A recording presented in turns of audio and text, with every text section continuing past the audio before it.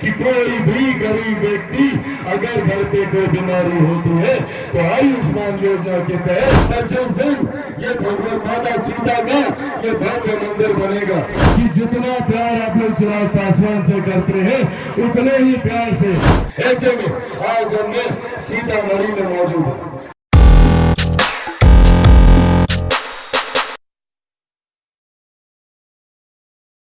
आप हैं निष्कर्ष भारत के साथ और मैं हूं मनोज चतुर्वेदी। चिराग पासवान अभी कुछ देर पहले सीतामढ़ी में थे और वहां जदयू के प्रत्याशी देवेश चंद्र ठाकुर के बारे में तमाम जानकारियां दे रहे थे, सभा को संबोधित कर रहे थे। पहले हम आपको चिराग को सुनवा देते हैं कि क्या कुछ कह रहे हैं चिराग। विशेष आग्रह और एक महत्वपूर्ण जानकारी साझा करने आया हूं। आप सब जानते हैं कि देश में 4 चरण के मतदान हो चुके हैं और इन 4 चरण के मतदानों में एक बात तय है, एक बात स्पष्ट है कि हमारे मौजूदा प्रधानमंत्री आदरणीय नरेंद्र मोदी जी तीसरी बार देश के प्रधानमंत्री बनने जा रहे हैं। इसमें कोई संदेह नहीं।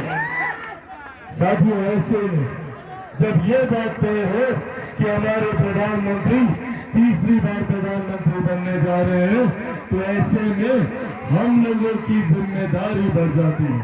ऐसे में सीतामढ़ी विधानसभा के लोगों की, यहाँ परिवार के, मेरे परिवार के तमाम सदस्यों की जिम्मेदारी बढ़ जाती है कि हम सब एक ऐसे प्रत्याशी को यहाँ से चुने, एक ऐसे प्रतिनिधि को यहाँ से चुनकर भारत की संसद में भेजने का काम करें जो प्रधानमंत्री जी के बगल में बैठकर आप लोगों की समस्या का समाधान करने का काम। और वो प्रत्याशी आदरणीय देवेश चंद्र ठाकुर जी, ये मेरे परिवार के सदस्य हैं। इनका गहरा रिश्ता मेरे से, मेरे पिता आदरणीय रामविलास पासवान जी के साथ रहा है। और आज ये आग्रह करने आया हूं कि जितना प्यार आप लोग चिराग पासवान से करते हैं उतने ही प्यार से आप आदरणीय देवेश चंद्र ठाकुर जी को प्यार से जिताने का काम करें। साथियों, जरूरी है प्रधानमंत्री जी का तीसरी बार देश का प्रधानमंत्री बनना। पहली बार देश ने एक ऐसे प्रधानमंत्री को देखा जिन्होंने भारत की अर्थव्यवस्था को मजबूत करने का काम किया। एक दशक पहले हम में से कोई नहीं जानता था कि भारत की अर्थव्यवस्था कौन से पायदान पर है। पहली बार देश में एक ऐसे प्रधानमंत्री आए जिनकी वजह से आज हम लोग गर्व से कहते हैं कि दुनिया में 5वीं सबसे बड़ी अर्थव्यवस्था भारत है। तो ये दिन हमारे प्रधानमंत्री आदरणीय नरेंद्र मोदी जी।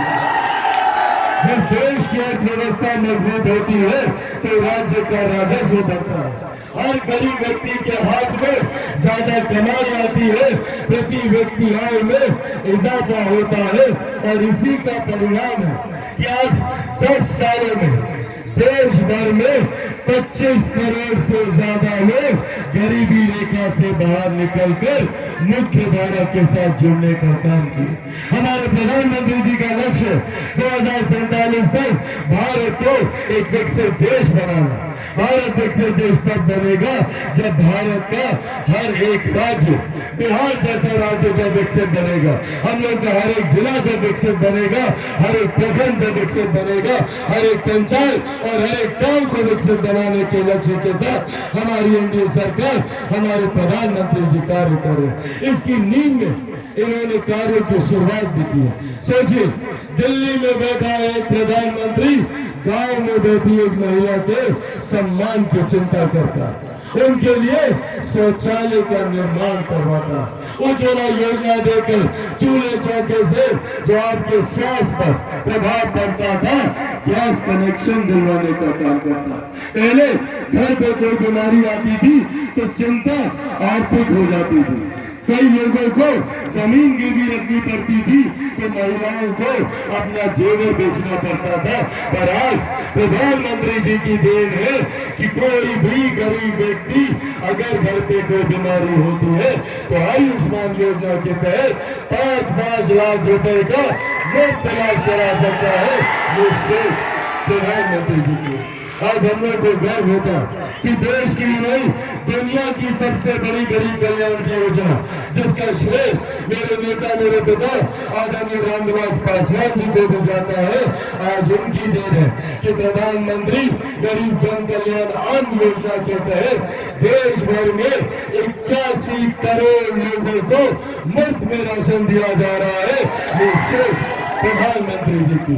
साथियों, एक तरफ जहां हम लोग विकास की राह पर आगे बढ़ने की योजनाएं बना रहे हैं, आप लोगों को गरीबी रेखा से बाहर निकालने के लिए किसान सम्मान निधि से लेकर तमाम तरीके की योजनाओं को धरातल पर उतार रहे हैं, तो वही दूसरी तरफ विपक्ष है।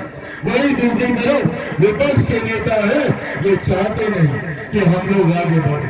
ये वही गठबंधन है, इसमें वही लोग हैं, कांग्रेस, राजद, इनके घटक दल के लोग जो कतई नहीं चाहते कि हम लोग गरीबी रेखा से बाहर निकले। आज जब हमारे प्रधानमंत्री ने एक करके तमाम ज्वलंत विषयों का समाधान करने का काम किया, आज हमारे प्रधानमंत्री जी ने दशकों से जो हम लोगों की आस्था रही है, आप लोग जैसे टेंट में अभी मौजूद है, इसी तरीके से अयोध्या में रामलला 500 साल से टेंट में ही थे। धूप गर्मी आंधी तूफान में टेंट के नीचे थे। पहले देश में ऐसे प्रधानमंत्री आए जिन्होंने अयोध्या में भव्य राम मंदिर का निर्माण करके भगवान श्री राम को उस मंदिर में पहुंचाने का काम किया। ऐसे में आज जब मैं सीतामढ़ी में मौजूद हूँ, मैं चाहता हूँ, हमारे प्रधानमंत्री चाहते हैं, हमारी केंद्र की सरकार भी चाहती है कि जितना भव्य मंदिर भगवान श्री राम का अयोध्या में बना है, उतना ही भव्य मंदिर माता सीता का वहां सीतामढ़ी में बनना चाहिए। सोचिए, एक तरफ आस्था का विषय, पर जिस दिन ये भगवान माता सीता का ये भव्य मंदिर बनेगा, 6 लेन का कॉरिडोर बन जाए, हर वो व्यक्ति जो भगवान श्री राम के दर्शन करने जाए, वो मेरी माता सीता का आशीर्वाद लेने यहाँ आए। सोचिए क्षेत्र का आर्थिक विकास कितना होगा। इस सोच के साथ तो सुना आपने चिराग पासवान को, कहा कि सीतामढ़ी जो है माँ जानकी की जन्मस्थली है और आज जानकी जी का जन्मदिन भी है। देवेश चंद्र ठाकुर ही निश्चित तौर पर यहाँ से जीत कर जाएंगे। मनोज चतुर्वेदी, पटना।